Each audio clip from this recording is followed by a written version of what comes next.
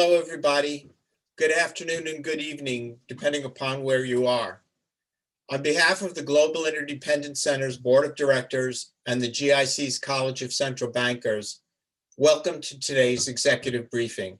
I'm Peter Gold, your host and chair of the GIC's College of Central Bankers. Today's event is a special College of Central Bankers presentation. The event is being recorded and will be available on the GIC website. The College of Central Bankers provides a platform for former leaders of the World Central Bank to continue to share with us their thought leadership and their unique combination of hands-on experience with also academic experience. The College of Central Bankers has several initiatives, which include qualitative surveys, such as the one we're going to discuss a little bit today, as well as a number of executive briefings and private roundtables centered around our upcoming institutional alignment project. And that project is defined as a project which is going to try to ask the question and answer it: are today's central banks and similar institutions fully equipped to address the next 5 years and what they're going to have to face in the next 5 years? However, before we start that, we wanted to start with a piece of that, which is the College of Central Bankers inaugural survey, which was conducted amongst our fellows in June of this year. We will begin with a fireside chat between GIC Chair Emeritus and member of the College Advisory Board, Don Rissmiller, and Dr. Marco Airaudo, who conducted our survey. The program will continue with a live question and answer with two of our college fellows, Dr. Danny Blanchflower and Dr. Charles Plosser, moderated by member of the GIC board and college advisory board, Paul Horne. The discussion reflects some of the issues raised in our survey and in our institutional alignment project. So that should be an interesting chat. And I know the personalities of those individuals will entertain us as well as educate us. Now for the introductions. I'd like to handle them all at once, and by no means do they do justice to the distinguished character and professionalism of the individuals we have. They're very short. So Marco Airaudo is a professor of economics at Drexel University's LeBow College of Business, and his areas of expertise include monetary economics, macroeconomics, institutional finance, and computational economics. He received his bachelor's degree in economics in Italy and a doctoral degree in economics from the University of Pennsylvania.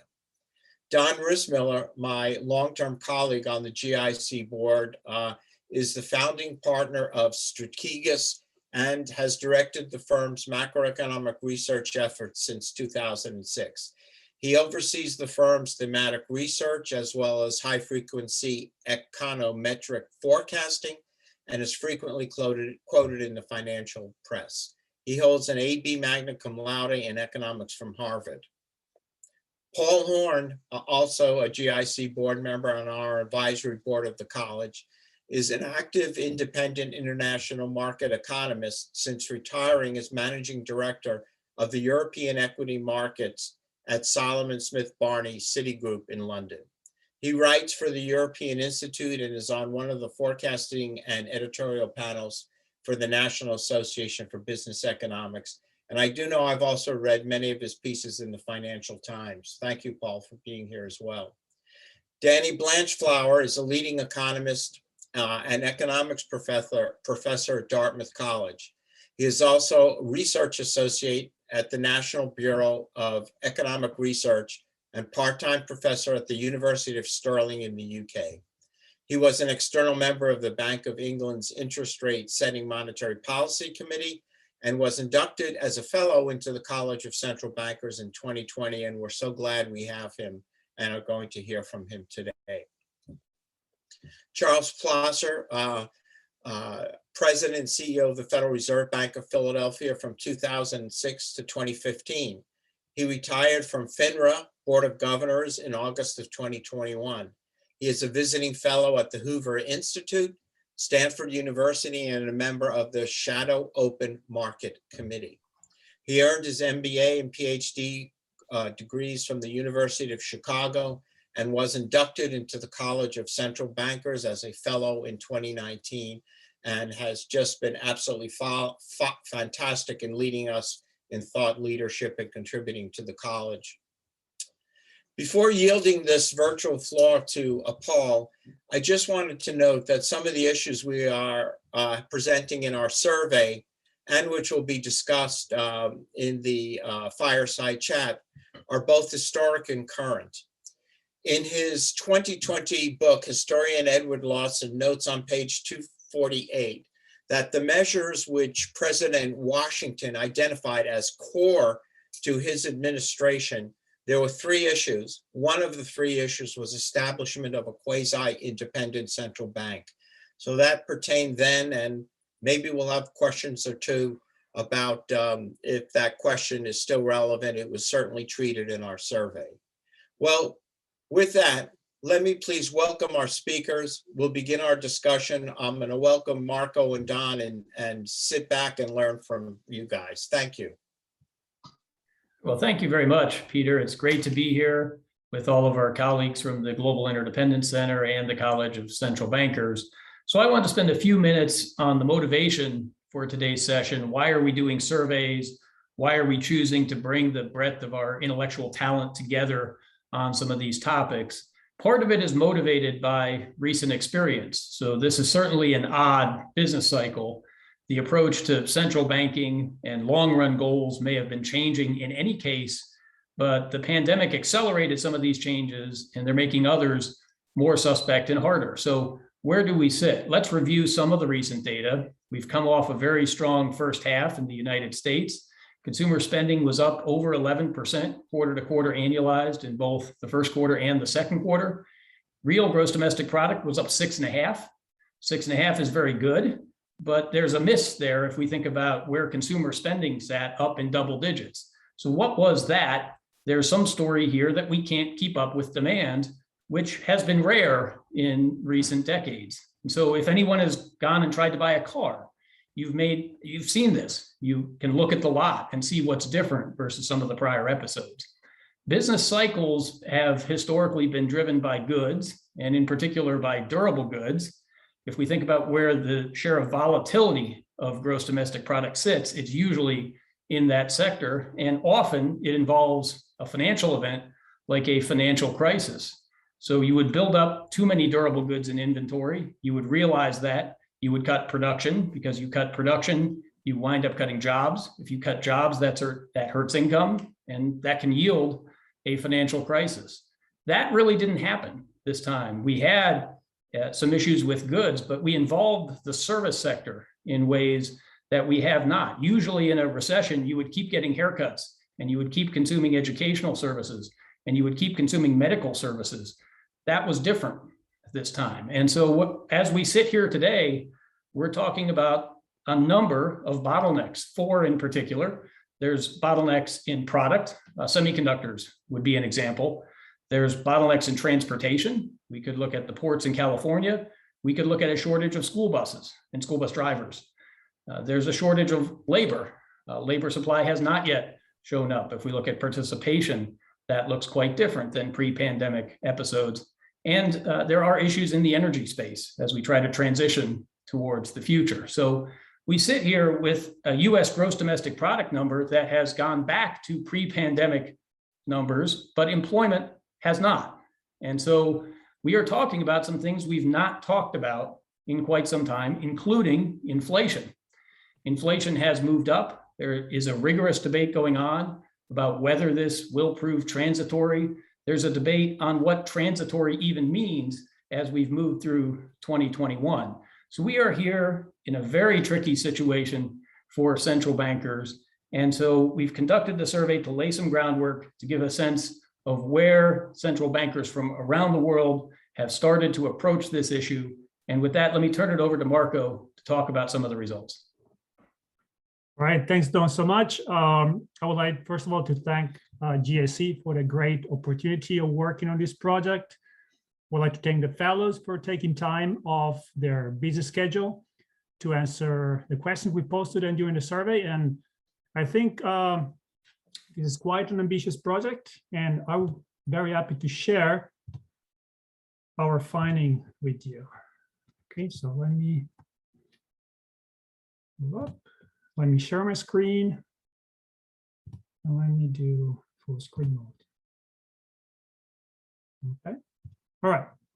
So all right, so this is it's a trial survey. So what is the purpose of this survey? I would say we had a few main objectives here. We wanted to know more about the College of Central Bank fellows, former roles in central banking. They come with very diverse backgrounds. We wanted to elicit their views about some key policy topics. We also wanted to identify, issues and potential areas of interest that we might want to prioritize in follow-up surveys. And above all, we wanted to test the methodological approach. So just to give you a sense of what we did, so depending on the question, the fellows had the option to select an answer among a set of multiple choices that we wrote down for them, or they could rate alternatives, say on a scale of 1 to 10.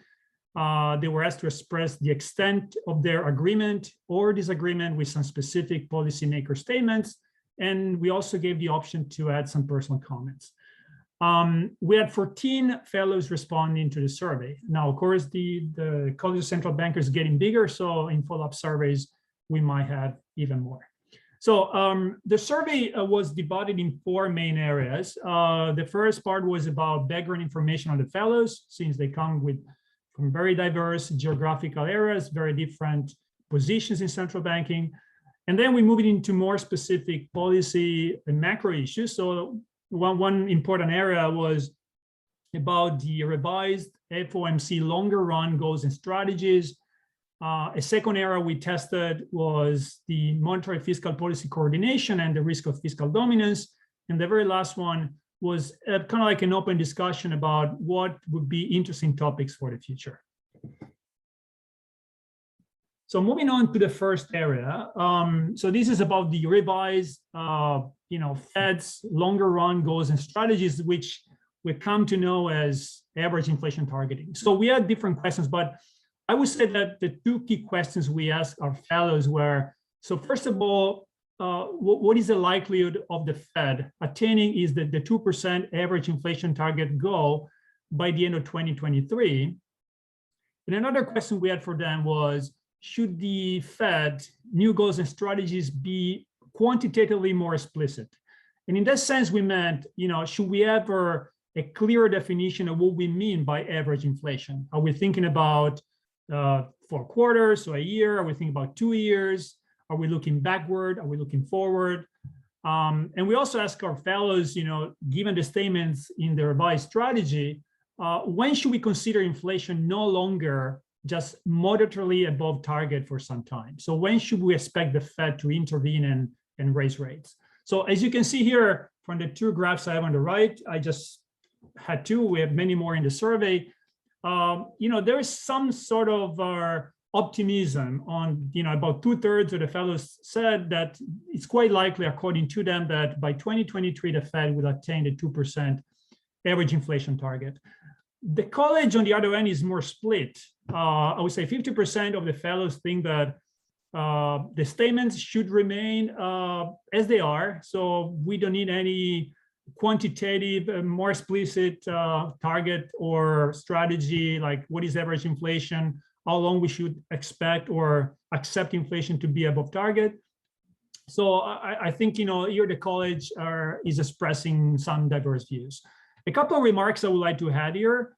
In particular, most of the fellows, about 60%, said that there should not be any explicit reference to the horizon we should consider to compute average inflation targeting. And another important one, which I think came up from the survey, is that essentially, there seems to be some consensus that the Fed should adopt a very patient approach to monetary policy in the upcoming year or in the very short term. So 1/3 of the fellows, for instance, said that the Fed should tolerate even a 3% or higher inflation rate, even beyond a year. And I think this is like an important outcome or finding, given as Don was mentioning, given what we see nowadays in inflation. Inflation is way above 2%. Is it temporary? Is it permanent?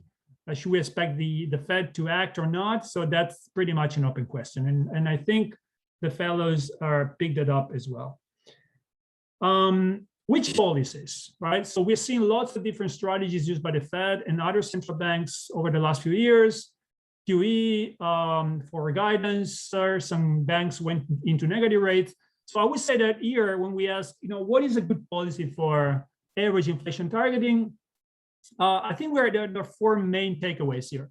So the first one is that there seems to be some moderate preference for policies which are targeting the term structure of interest rates. So meaning like the medium to long-term interest rates. So in this sense will be QE and some sort of yield curve control. And you can see here from the two graphs that the distribution of responses in the survey in terms of how effective is QE, how effective is yield curve control, they are more skewed to the center right, which means that there seems to be some consensus or some optimism on the effectiveness of these two policies, but there is much less optimism on the effectiveness of the other policies, which we've seen also adopted, like forward guidance and negative interest rates. So I didn't report the graphs here, but you could imagine the distribution of answers be more skewed to the left for both forward guidance and negative interest rates. Another important thing that they mentioned, communication is going to be key. It's going to be likely that actual inflation will not be what we forecasted. So central banks should be ready to explain what are the reasons for forecast errors, for projections. Central bankers might want to make the public aware that inflation misses are just bygones. We're going to look at average inflation targeting from now on, so we should accept the current inflation might not be at target. Policy principle should be more important than outcomes. And once again, this relates to this medium to long-term strategy, which the Fed and other central banks are probably going to pursue. So some sort of like, be patient, right? So do not overreact to the fact that inflation might be off target for a limited amount of time. But there are also, of course, some risks that they were pointed out by the fellows. And of course, the first one, as Don mentioned in the introduction, is the fact that we might witness some uncontrolled, temporary, permanent, short-lasting, long-lasting lift-off of inflation from target. And maybe we're not going to see the Fed intervening with interest rate hikes. Of course, with low rates for such a long period of time, some fellows pointed out that the potential risk of a Fed fuel or a monetary policy fuel housing market bubble. And we're seeing indeed, the price of housing going up in some areas in the US, probably also due to the COVID pandemic, but that's an important area of scrutiny. And of course, another one, if the Fed is not going to be systematically intervening in the market, there is always a risk of de-anchoring expectations, okay? So these were the main takeaways from the second area of our survey, which was about monetary policy. So moving to the third one, the question here was essentially in a nutshell, should central bankers be concerned by deteriorating fiscal balances? We've seen that in pretty much all countries becoming much higher. It used to be an issue for Europe. I'm from Italy, so of course I lived through decades of debt over GDP above 120%. But similar issues happening in, more prudent Western economies. So here, I think there are two sides of this part of the survey. On the one hand, we have seen a strong consensus on two things. One is that the fellows believe in general that expansionary fiscal policies should be pursued freely without thinking too much about what might these imply for monetary policy down the road. We're living through a big pandemic. It's longer than we expected, and we need to sustain the economy. There are inequality issues. There is issues about unemployment. That's a job for a fiscal authority. And the answer here is clear in this graph, right? So expansionary fiscal policy without monetary policy concerns. There was a statement we posed in the survey, and there was a strong agreement of the fellows that this should be indeed the case. Another area where there's kind of like a good consensus is that at the moment, given the low real interest rates, debt sustainability is a problem, but it's not a first order issue. And we can see also here in the response of the fellows that they kind of like focus more, they're going to concentrate more to the right of the distribution. So very likely that that is going to remain sustainable as long as real rates remain low. On the other hand, we've seen more dispersed views on other aspects of fiscal policy. So in particular, is there any risk that monetary policy and central banks will not achieve their goals because of fiscal pressure? And you can see here that it's kind of like two different groups of fellows, something that is going to be very likely that is going to be hard for central bankers to attain their own targets. And the other group is more like, no, I think central bankers can attain what they have in mind without caring too much about fiscal pressure. Will there be some fiscal adjustments to inflation? So will inflation be an instrument that is going to deflate the amount of debt? So put debt in order in real terms. And also here, kind of like dispersed and a wide spectrum of answers among the fellows.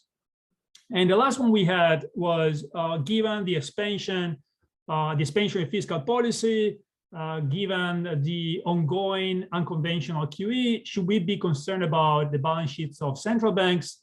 And here as well, we see that the views are quite dispersed. Now, of course, we're talking to a group of fellows that come, from very different backgrounds, very different geographical areas, and of course, we should expect some heterogeneity in the responses. Okay, so let me move to the very last part of the survey.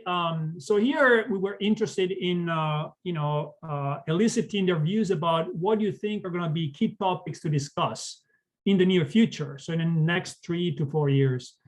And so we asked them to rank among alternatives. And what I'm doing here, I'm just essentially ranking them in terms of importance based on the results of the survey. And what stands out as a clear winner, and in some sense is not that surprising, is that we should really think about how we should better anchor inflation expectations. That has been an ongoing debate even before COVID, where inflation expectations were way below inflation targets, and the fellows think that that should be a main topic of discussion down the road. Now, debt, as they answer, as I presented to you before, might not be a first order concern, but it might become something we want to discuss down the road again. So fiscal dominance is something that we should not just sweep under the carpet. And then this, of course, brings in the issue of central banks' balance sheets, right? So we're going to probably see some discussion there as well. Of second order importance, but again, this just because we are living through a big pandemic and there's lots of uncertainty about that, is the introduction of a central bank digital currency. Although we know that some central banks have already pursued that. And of lower importance for the moment, according to the fellows, the role of monetary policy in fighting and dealing with inequality issues, and also climate change. So they're not, we don't think, and the fellows probably don't think that inequality and climate change are not big issues. Everybody, I believe, agrees on that. But is there a role for monetary policy to solve these problems? And at the moment, it looks like the college is leaning towards that's not what a central bank should do at the moment. So I close it here. I thank everyone for participating and making this survey possible. And I hope we can continue with this exciting project. And I'm going to turn to Peter again. Thank you. Thank you very, very much, Don. And thank you, Marco. So the survey really was information which is obtained in June. So we have a few months between June and now, but I think very, very interesting results and some guidance as to future surveys. And thank you, Marco, for your great help in doing that. So going to the qualitative survey to a qualitative discussion, I'd like to turn the virtual floor over to Paul Horne to lead us and moderate a discussion with our two central bank fellows. Thank you, Paul. Thank you, Peter. It is most interesting to get Marco's definitions of the results of the survey. I think that one of the things that leaps out at me is the degree to which the members, the fellows, are in fact agreed on inflation, and how their chances of achieving that 2% target of inflation. I'm also particularly struck by that last point where the fellows believe that there should be no restrictions on fiscal policy in order to protect monetary policy. I found that particularly interesting. And in fact, I wanted to ask a question here, if I can get my own notes back up. Hold on one sec. There we are. We have some questions that have been submitted to the group, and those will be considered as we move along. But I'd like to ask a question that was of considerable importance to my institutional fund manager clients when I spent 30 years in Paris and Rome, and that is, there seems to be a consensus among the institutional investors and the general public that the tools and objectives of the Fed and the European Central Bank have basically remained unchanged since the great financial crisis in 2007, 2009, and that these were reinforced by the pandemic with the same objectives in mind: inflation and full employment. Charlie and Danny, do you see that those tools and objectives have changed, and do you think economic fundamentals deserve a new approach? Can I take that first? I mean, the obvious thing to say is that overly tight fiscal policy resulted in the only show in town for a really long time being Charlie Plosser, right?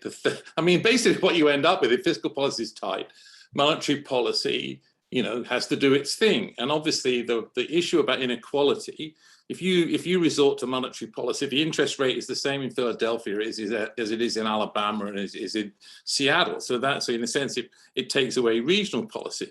But actually what is different is that in August 2008, where we were talking much the same things, Charlie and I were looking at the world, and what did we have? We had interest rates of around 5.5% or so. And what were we able to do? We were able to cut base rates by 500 basis points or something. But now that those tools essentially have gone, because we've been in a position where we've been down there at 0.1 and some below 0. So we're now down at this, let's not call it a zero lower bound, but a lower bound of some kind. So I think that tool is off the table. And so then you have to scamper to find other things. I mean, I remember, I actually voted to buy public, corporate bonds. And actually the Bank of England was buying private corporate bonds a little while ago, including in American companies. So the Fed's not buying them out of American companies, but if you do, the rule I think was something like, if you employ 250 people in the United States, that means in the United Kingdom, that implies that you are, a major UK employer. So the Bank of England can buy McDonald's.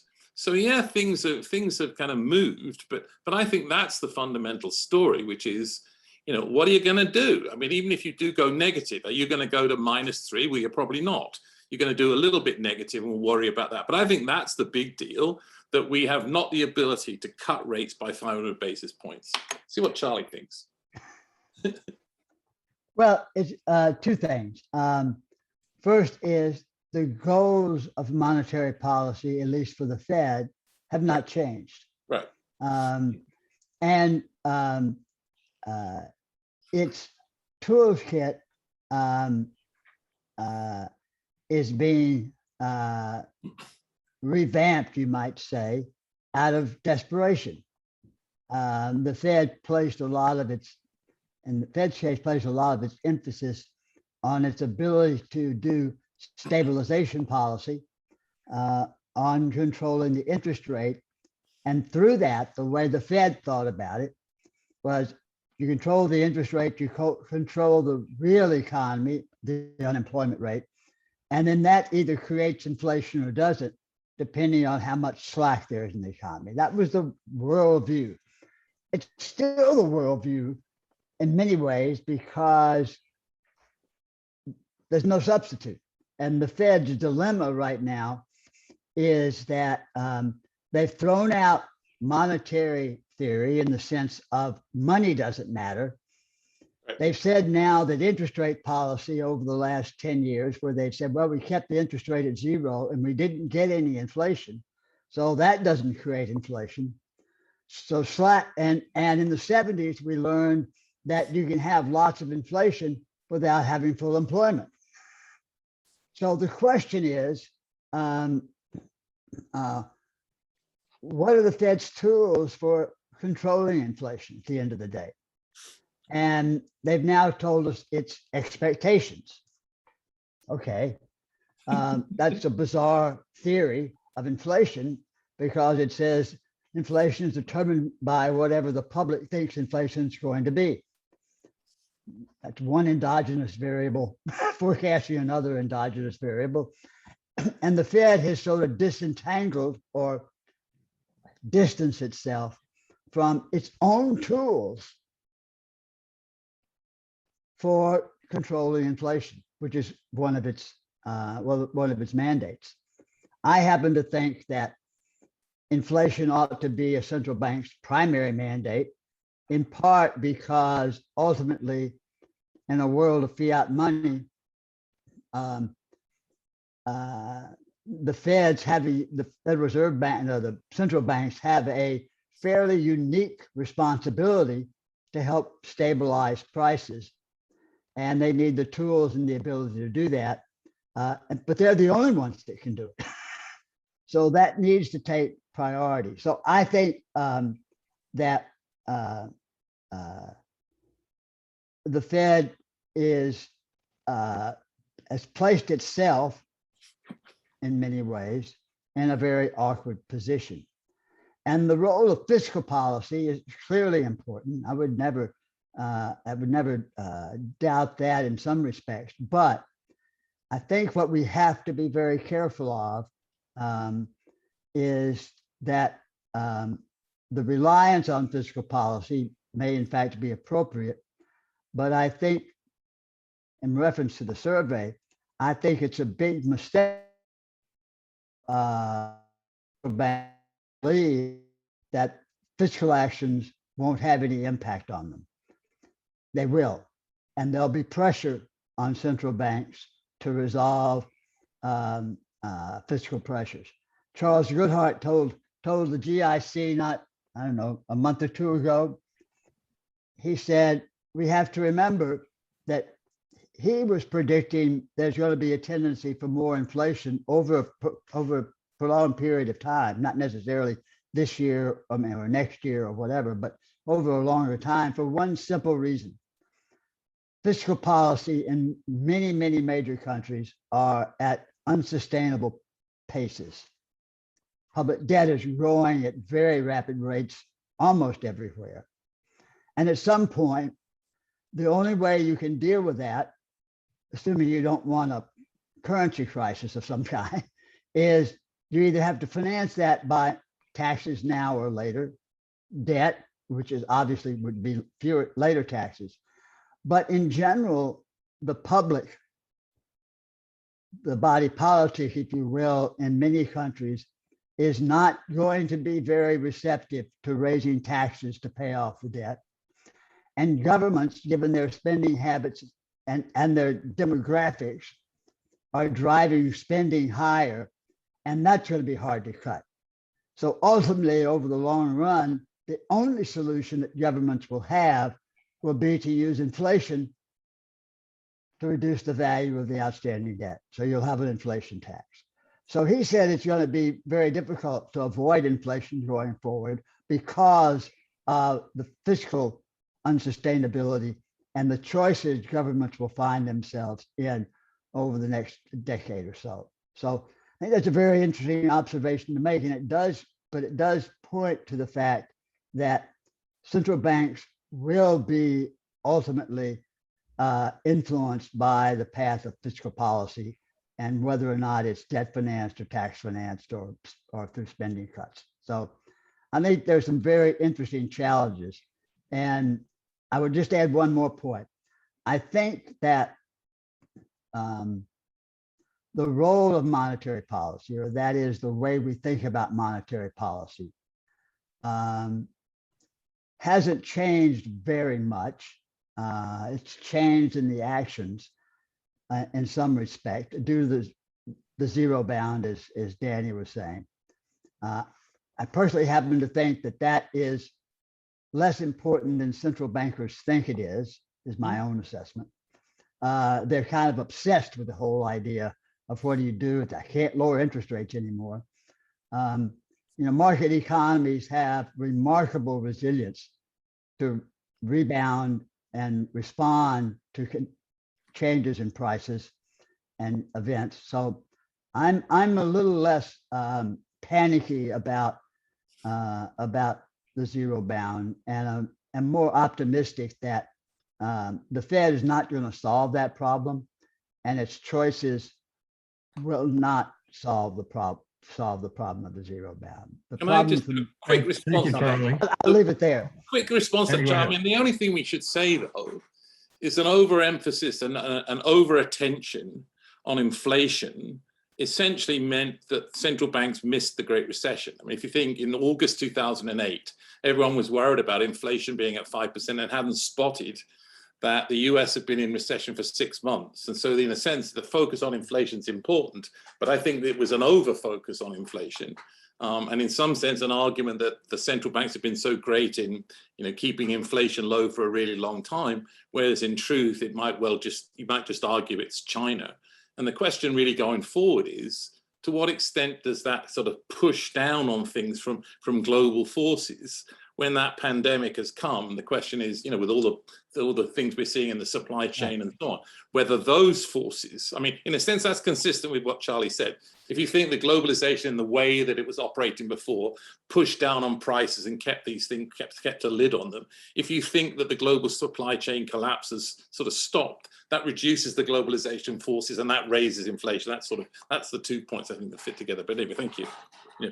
Well, that's very interesting. Both of you seem to focus on this problem of the protection of monetary independence from fiscal. The politicians seem to be counting on you at the central banks to bail them out whenever the fiscal goes overboard.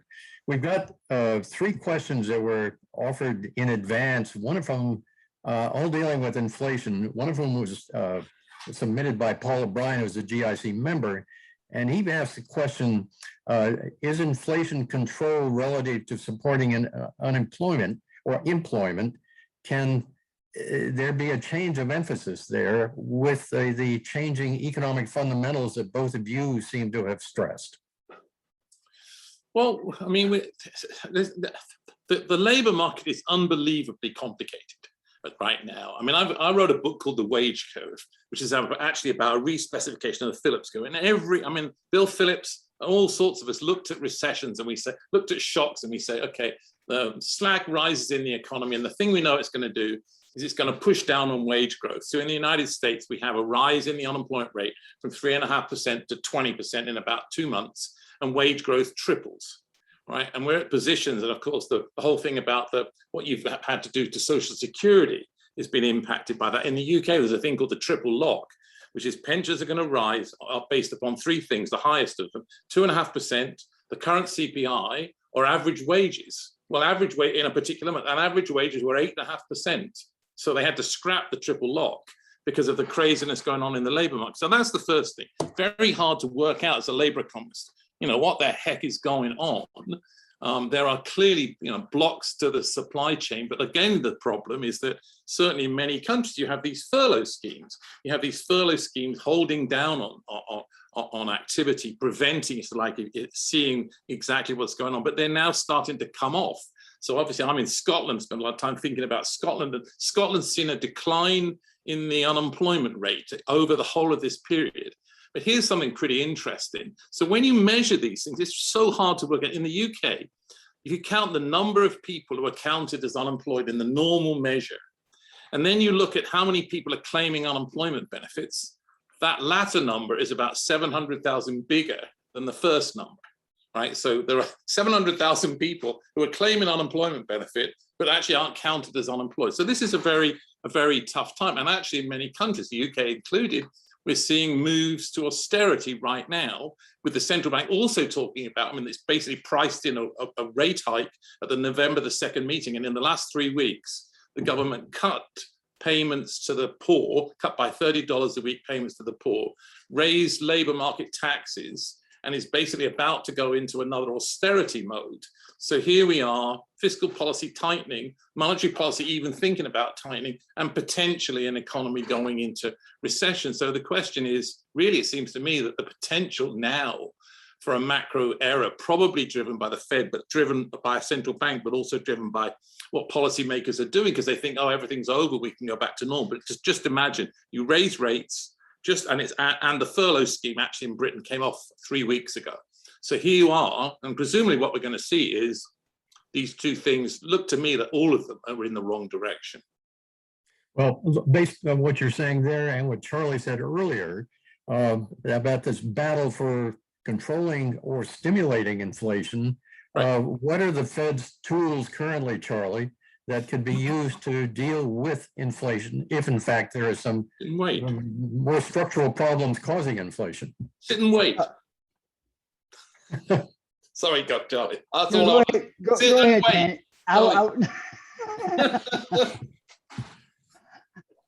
What shall I say? Can I quick? I mean, in a way, if you look, what's most interesting about that survey is actually how many people actually said they thought the horizon for thinking about inflation was unbelievably short. So if you think that, then you're certainly going to take the view that if you think it's short, then you're going to take the view that a shock in inflation, if you think that the time horizon to think about is 2 quarters, then you're going to have to react to it. My view is that, and the Bank of England has it in its remit, that the time horizon is perhaps 2 to 3 years, but also, and I was looking right now, actually written in the remit, is that it says that the bank, the MPC, may wish to allow inflation to deviate from the target temporarily, and that's okay. So the question, presumably what it means is, it doesn't mean that it's going to shorten the period over which inflation returns to the target, it's going to extend it. So I think those things are pretty important. And actually, it seems to me that the right thing to do right now is to sit and wait and watch and see what's coming. I don't know what's coming. I mean, I've written a thing this week where I think the US is going to be in recession at the start of next year.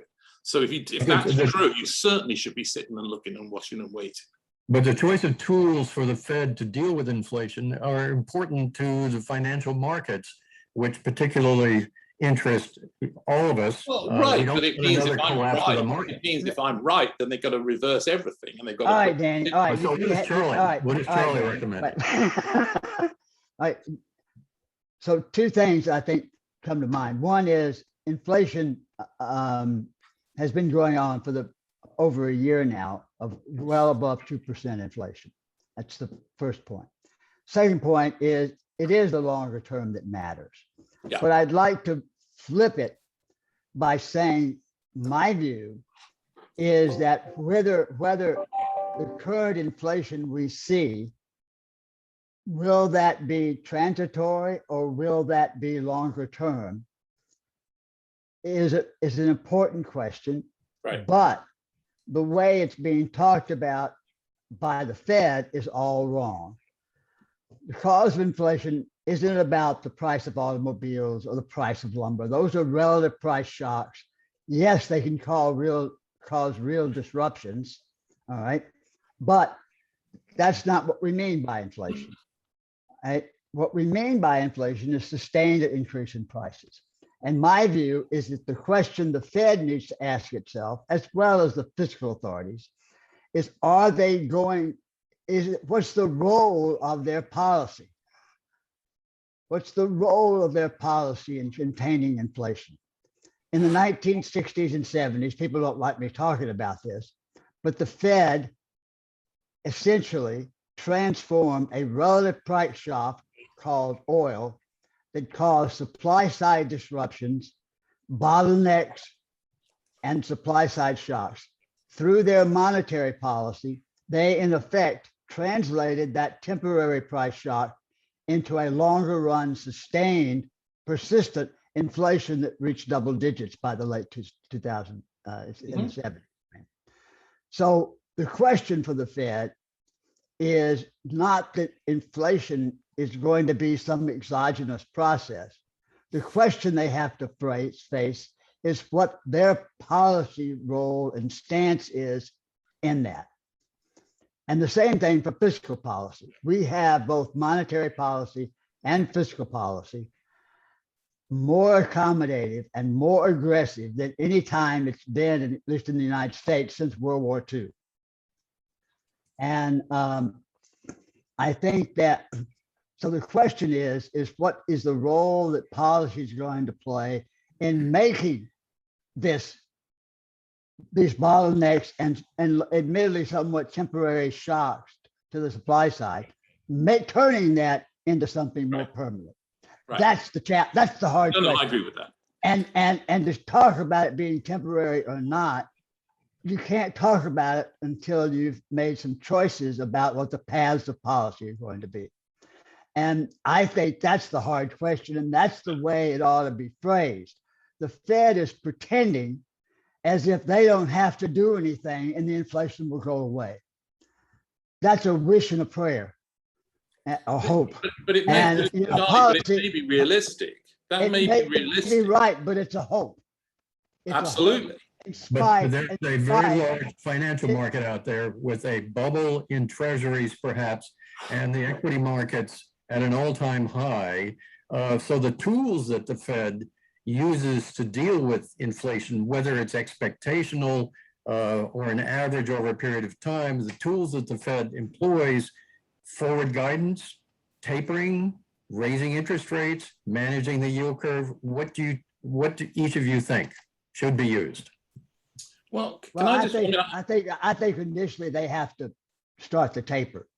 Buying assets is providing no support to the economy. It's not really helping the supply side constraints. It's really creating demand, and demand is what's going to be causing inflation. So I normally agree with a lot of things Charlie said. I disagree with all of that.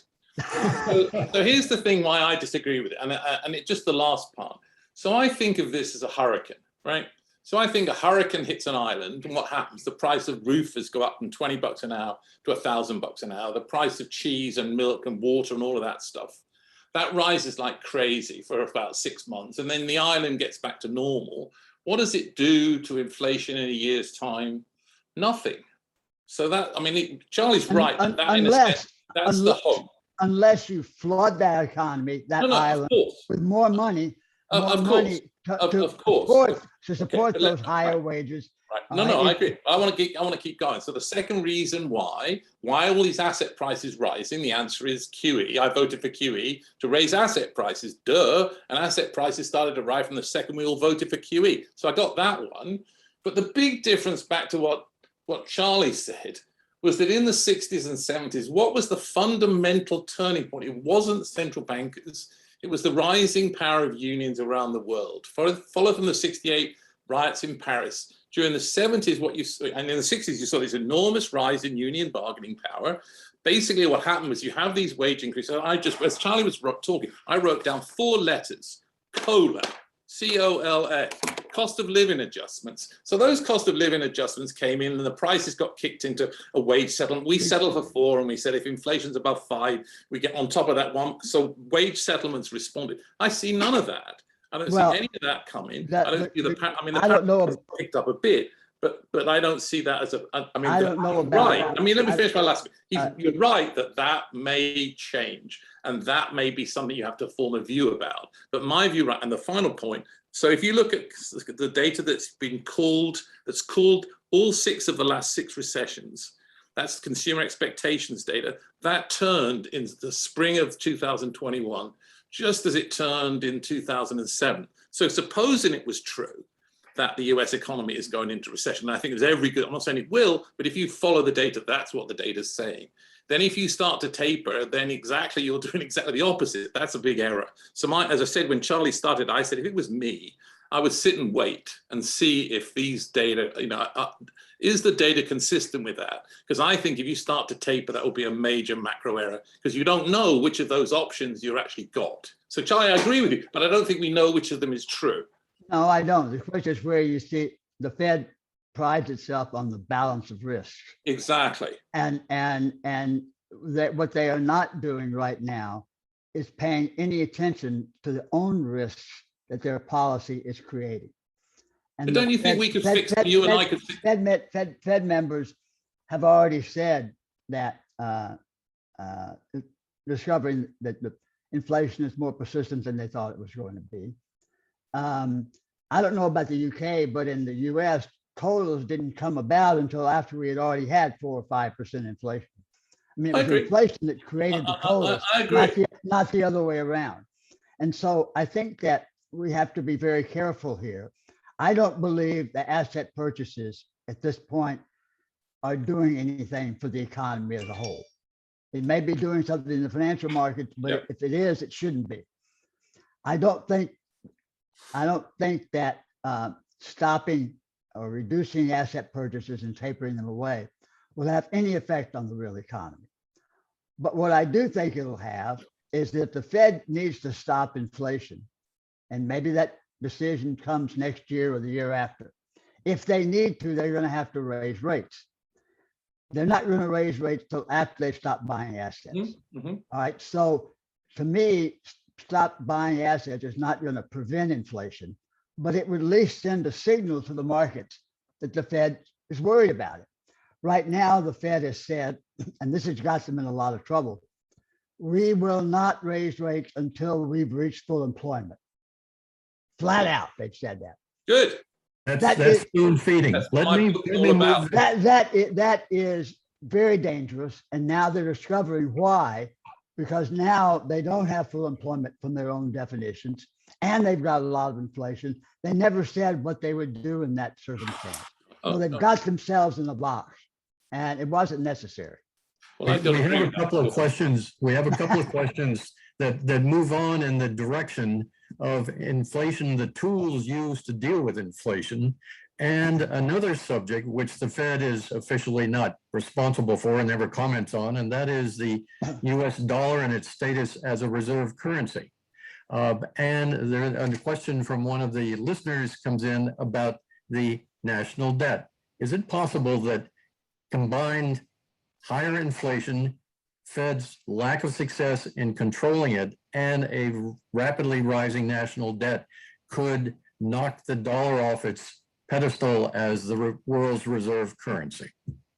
Well, can I answer it's sort of all together? So again, I don't agree with this bit with Charlie. You see, I think the balance of risk is to the downside, and the balance of risk is still that inflation comes in too low. And the truth is that what the major mistake the Fed made from 2015 to 20 was that it thought there was going to be wage growth, and wage growth was much less than it thought.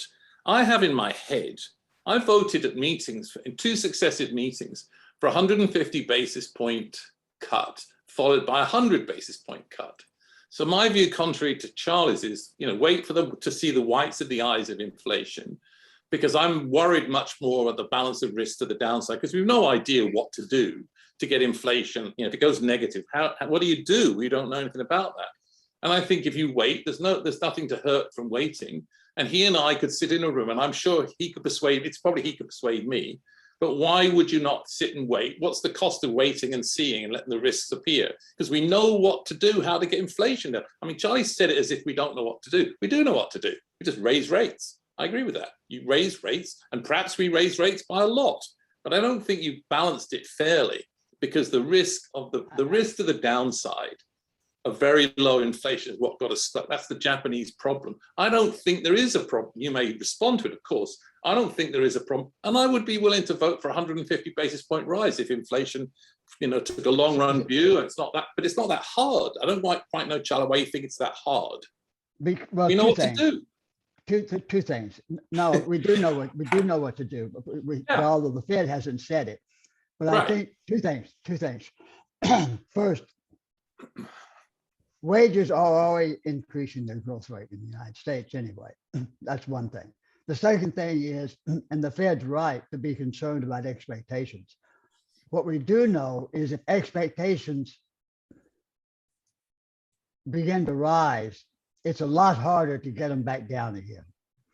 And that will feed inflation and make it difficult. And secondly, on top of that, if the Fed does have to react, if they wait long enough and have to react, and react aggressively, that in itself might bring on a recession.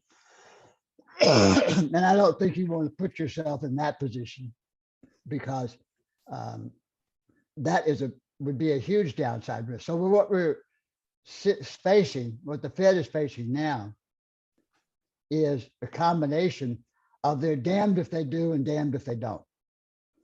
If they try to address inflation aggressively, they have to abandon what they said about employment. Right, but that's why you should wait.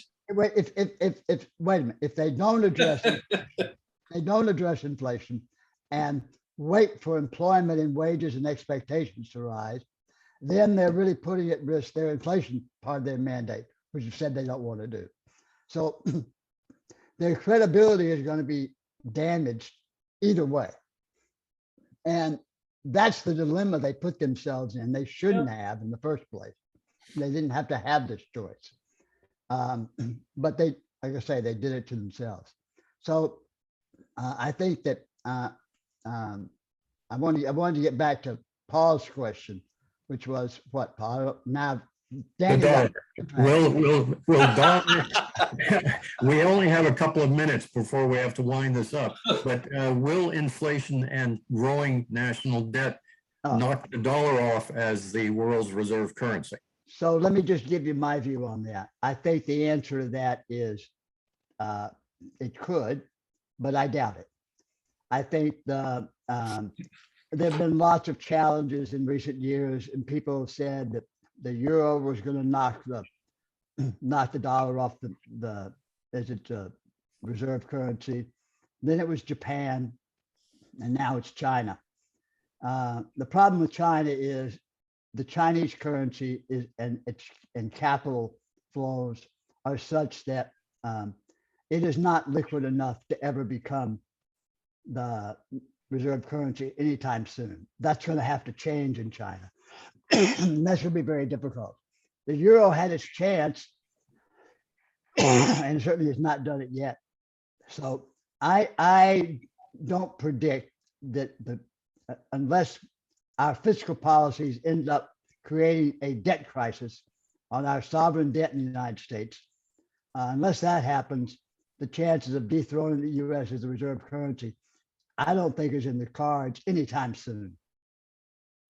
Glad to hear that. Danny, last word.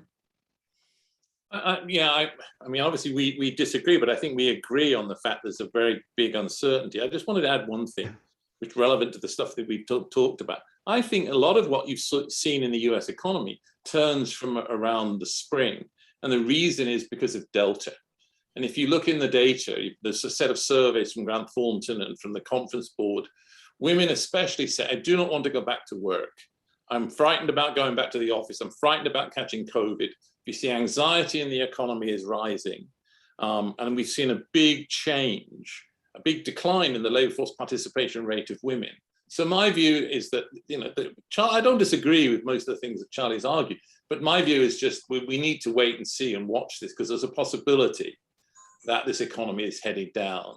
And so that would be my view. You wait and you watch and you look, because precipitate action will actually be really bad to the downside. So that's the difference. But Delta and COVID, and the last thing, we do not know what long-run changes in behavior there are going to be. And we certainly don't know, and David Kotok's been writing and talking a lot about this, we certainly don't know what the impact of long COVID is going to be. And that's going to all impact output to the downside. Well, thank you very much. My alarm has just gone off saying that we've run out of time. I thank you all for a very lively discussion, very frank views, and thank you, listeners, for your questions. We appreciate them. We couldn't get back to all of them, but thank you so much. And now I turn it back to Peter. Well, thank you. The only thing I could say is, wow. This, to me, and I hope to our audience and fellows, impresses us with the importance of the College of Central Bankers as a platform, taking the former leaders of central banks from around the world, as we've just seen, and providing a platform to them. But wow, again, thank you.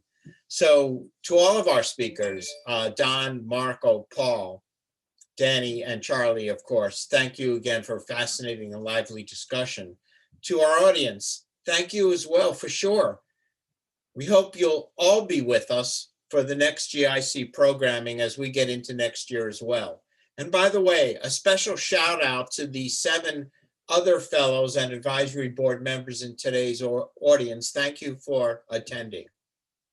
As a reminder, before we close, a replay of today's executive briefing will be available on the GIC's website probably tomorrow. We are excited to share that the GIC will be continuing our executive briefings into 2022 and have part of that year already planned out. Our next program, however, is a lot sooner than 2022 and will take place on October 27th. And we'll explore an issue which was touched on today, cryptocurrencies, Bitcoin, and the central bank digital currencies. And there's so much going on with that. Registration is now available on the GIC website, so please consider that and join us.